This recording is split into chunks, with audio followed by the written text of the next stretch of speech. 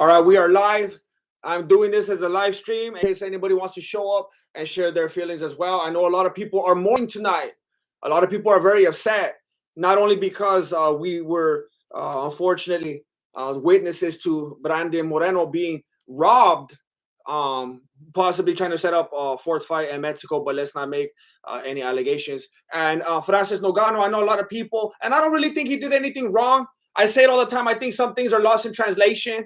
And I don't think he's really a bad guy. I think sometimes things just come out in an unfortunate way. But he kind of became the bad guy in the situation. A lot of people want to gain to win. I'm going to start off the video by letting you know, because some people are going to catch this live. Some people are going to see this after the fact. Some people didn't see the fight. Some people don't know what's happening. I'm going to lay out the details for you first.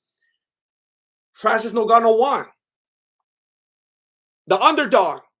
Everybody, by the end of it, everybody thought Gane was going to win. Ngannou was like the scariest guy for the longest leading up. The guy could hit like a truck, and he was in the commercials, and he's punching fools in the groin and movies and stuff like that now. Like, he was the guy. He was a beast. He was an animal. He was a monster. But by the end of it all, we start to put certain things together. We start to see certain footage. We start to hear certain interviews. We hear different takes and stuff like that, and we're like, okay, I think maybe Gane's gonna beat this fool. I think maybe he has more attributes. I think maybe he has more composure. I think it's a bad matchup because maybe individually both of these fools are bad men, but against each other, it seems like maybe Gane always comes up with the upper hand. But there was something that we did not take into consideration. Ngannou's a wrestler now. Francis Ngannou is a wrestler now, and we usually laugh at that, and it's usually a meme type of thing. Because you hear, oh, you're a wrestler now. That's my best Nate Diaz impression. I can't do it. I was trying it in the last stream, but I'm not really good at it. Oh, you're a wrestler now. I can't do it. But when we think about, oh, you're a wrestler now, we normally think about Conor McGregor because that's where the whole thing originated, and that's where our minds want to go because it's hilarious. But today Francis Ngannou became like an actual wrestler, not like any sort of aspirations or ill-conceived. Like it wasn't anything like what Conor McGregor did. Francis Ngannou rolled up with the knee pads on, and at first people were like, "Oh, is it an injury?" But that fool was planning on putting in work on those knees, and he did just that. He took it to the ground as often as possible. With the first takedown he got, a thing came up on the screen like they're already ready to go. They were excited about it. The very first takedown, a thing came up on the screen as like Francis Ngannou, the first person to take down Ciryl Gane and all of his UFC fights. He was the first person, already a record. He took him down, what, like 4 more times after that, at least? And he did it with ease. Nobody could have expected that it was going to happen this way. My own prediction, I was thinking, okay, it's Ngannou. Unfortunately, and it's not even entirely his fault, he comes into this new place, and everybody's hyping him up. You see Ngannou come in from this foreign land, and you're like, he's here to save us. He's here to save the promotion. He's this monster, throwing haymakers, anything that comes through his path. Gets to his head. He gets manhandled by Stipe Muchacho. He has his ups and downs, has a real boring fight with Derek Lewis. It's not looking good for him. But then all these things start happening. I don't know if that's what encourages them. For some people, it discourages them. Dana White doesn't want to pay you. You want to go on boxing before you get too old. Fools are clowning on you because they're like, you can't even reach that sort of a level within the confines of MMA. You think you're going to go beat Tyson Fury? Maybe Wilder. Maybe Wilder. But I can see all the people and the papas that they were talking probably got in his head. Some fools will crumble under that pressure, and they'll be like, oh, nobody likes me. I'm just going to give up. Some fools will rise to the occasion. He was even saying that afterwards when he was talking to Joe Rogan. Everybody was doubting me. Everybody was this and that, talking smack and saying that I couldn't do it. And I wanted to show them I've been dedicated. I've been showing up in the gym. And look, I was saying it from the beginning. If you want to go watch the Mexican Fight Companion that I just did earlier before this, I was saying it from the beginning. When people were asking me, what's your prediction? Who do you want to win? I was saying, look, I don't want Gane to win. I mean, I don't want Ngannou to win. I know some fools are like, wait a minute. I just misspoke. I wanted Gane to win, and I thought he would win. But it had nothing to do with any kind of hatred towards Ngannou. I don't dislike Ngannou at all. I don't have any problems with him. I just didn't think that he was a complete enough fighter. And it's like, where did this come? It's like he was doing it in secret. It popped up out of nowhere. Usually people are bragging about it. They're on Instagram with their this and that they're rolling and they're improving. This came out of nowhere. And maybe it's for a good reason. Obviously, it's a good strategy. If he came into this fight with Gane, like, I've been all over his Instagram, I know that fool's going to try to roll, they would have prepared differently. But they never could have expected this from Gane. Gane got one of the best, most beautiful, it's on my thumbnail right now. You can't see it because you're currently watching the video, but when you go back and look at it, that was like, I mean, watch it in slow motion. It's like one of the most beautiful takedowns. Like two big old giant fools. It was like, have you ever seen the Battle of the Gargantuans? It's like an old like Godzilla type movie. These two big fools just flying through the air. It was crazy. And then he got the judo trip on him. He's doing wrestling. He's doing judo. He's doing BJJ. I don't know where all of this came from. It's like he went to the crossroads and made a deal. It's a completely different fighter we saw today. And look, like I said, I thought Gane was going to win, and I was rooting for him.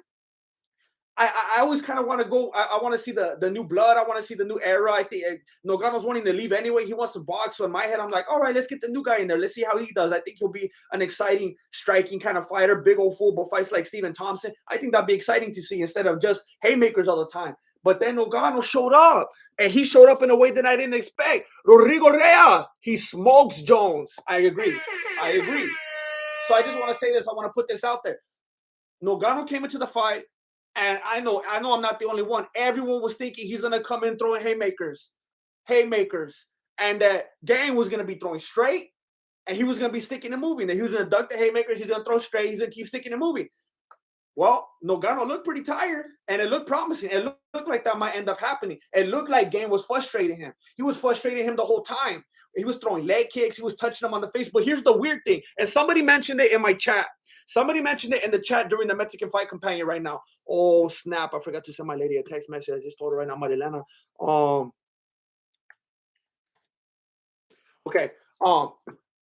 Somebody said something very interesting before I ended the stream. They said, and look, I don't know if you're on that conspiracy theory kind of stuff or what. Some people like to get into it. Some people are like right away, like they want to shut it down.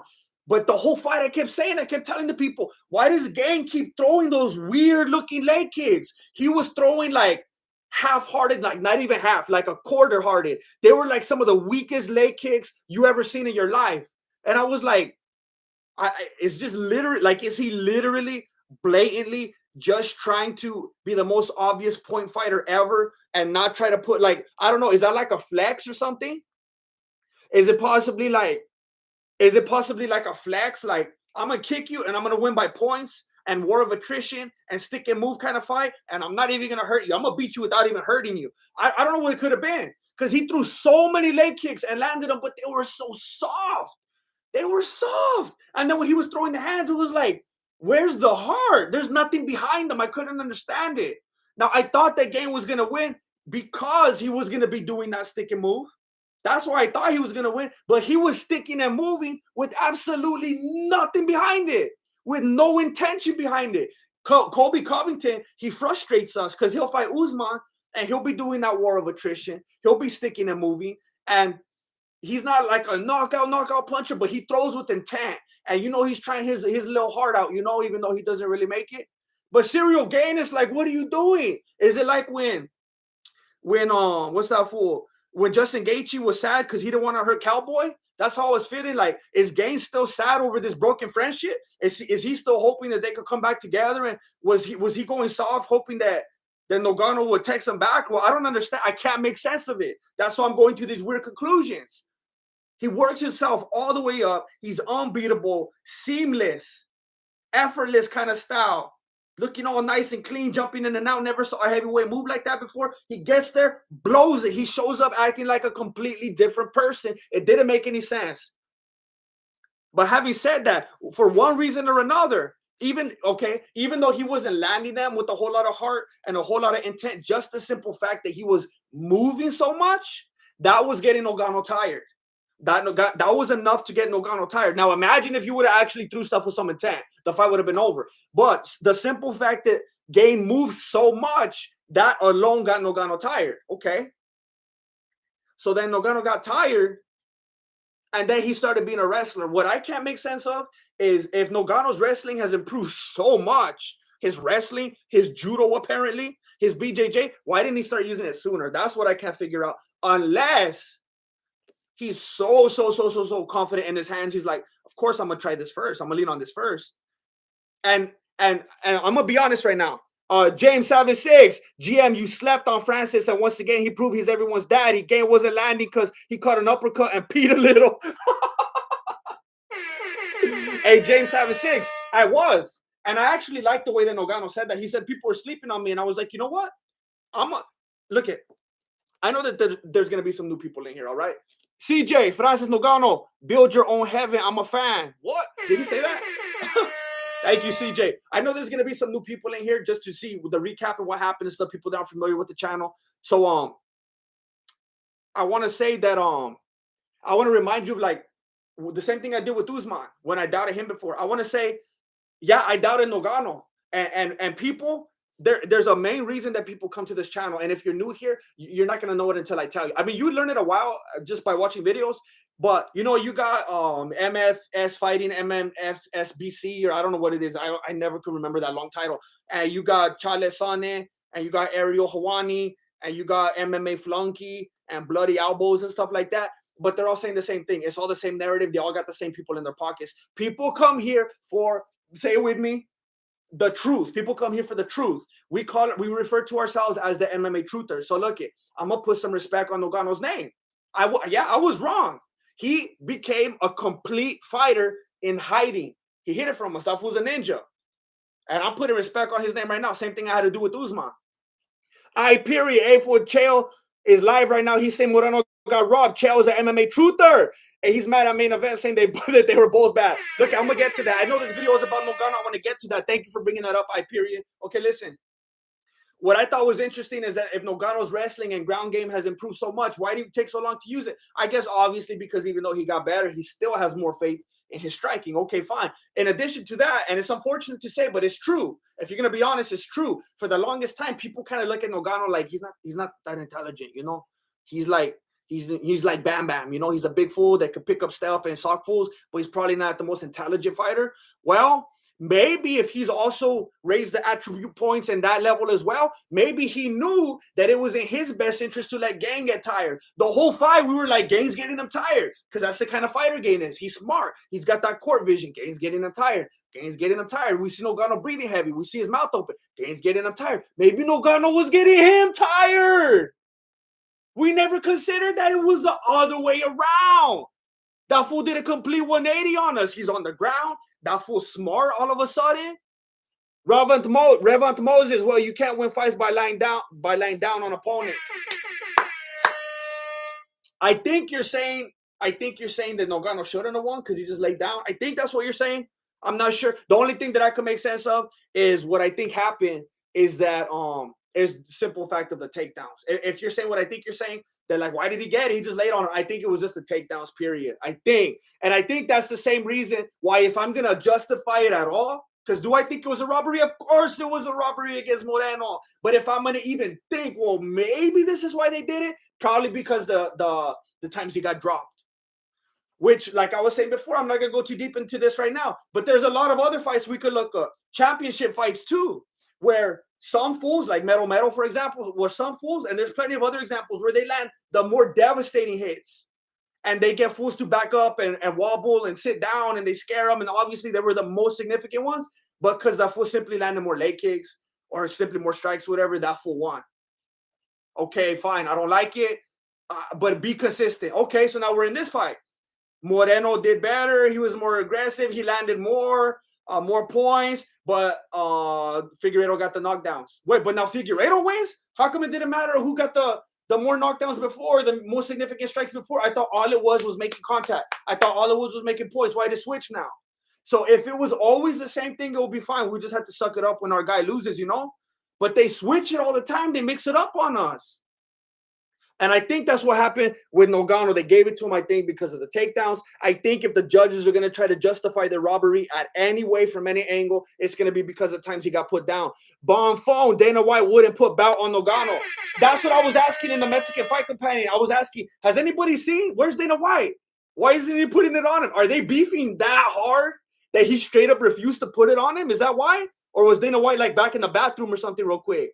Did he actually that openly refuse to do it? I can't believe that. AJ Banjo, Ngannou came in injured. I could see how that worked. Yeah, I think it's the unanimous decision from the MMA community, from us fans.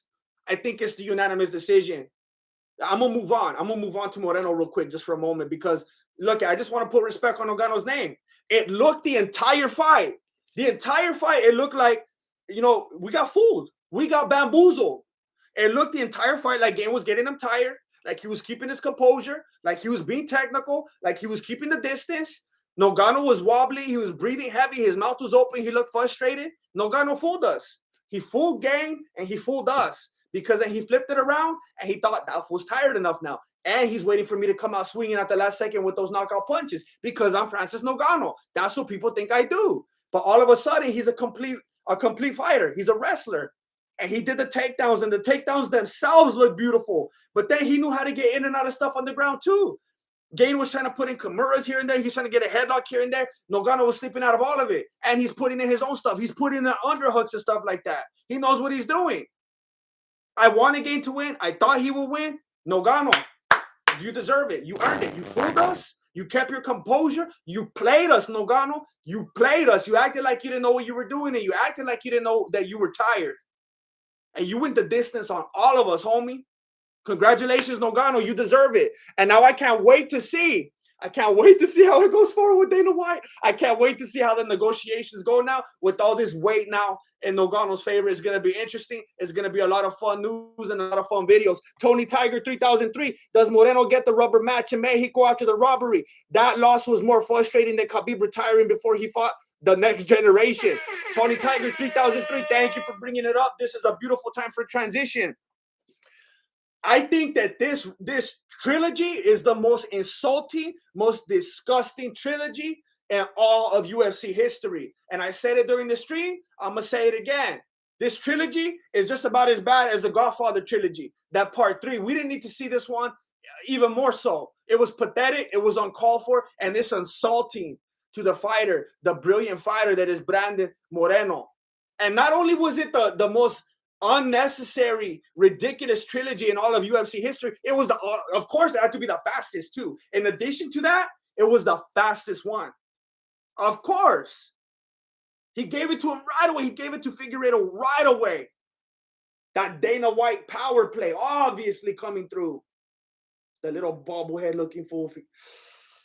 And look, I'm telling you, you know what's messed up? I already called it during the Mexican fight campaign when I was streaming right now. They were calling Figueiredo, playing the part. He was acting like, yeah, let's go for the 4. Let's go for the 4th one. In Mexico, Dana White's not going to want that to happen. Dana White's not going to do that. Look at Diaz and McGregor. As soon as it played out the way he wanted, done. He wants to talk about it forever just to keep the fools relevant so that when they're in their own different matches, they can still get paydays and put money in Dana White's pocket. But he doesn't want them to fight again.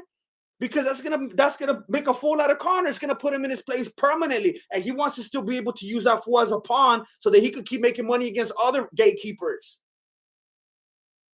Dana White finally had his way play out right here with Moreno out of the picture. He's not going to give that 4th fight. Look it, you just witnessed the fastest trilogy turnaround ever in UFC history so that Figueiredo could get it. And now you're not even going to see it at all, Moreno. And look, I don't want to say that. I'm just having a little bit of fun with it right now because it's probably going to happen eventually, but it's not going to happen the same way.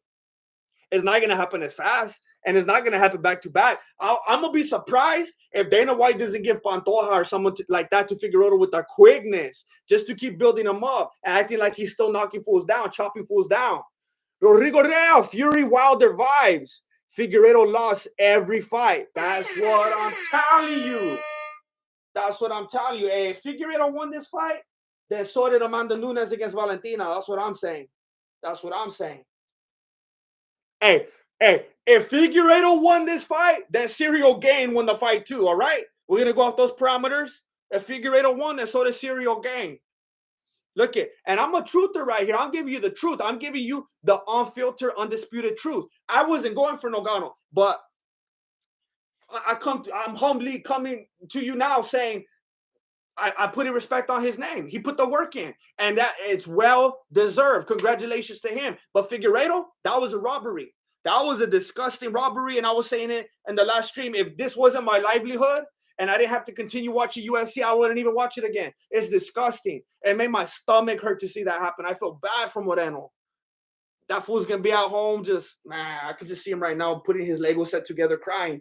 And it's undeserved too. Sometimes you slip. Sometimes you get distracted. Sometimes you forget to put the work in. Sometimes you rest on your laurels and you get a big ego and you need a rude awakening to get back to where you needed to be. That fool did everything right.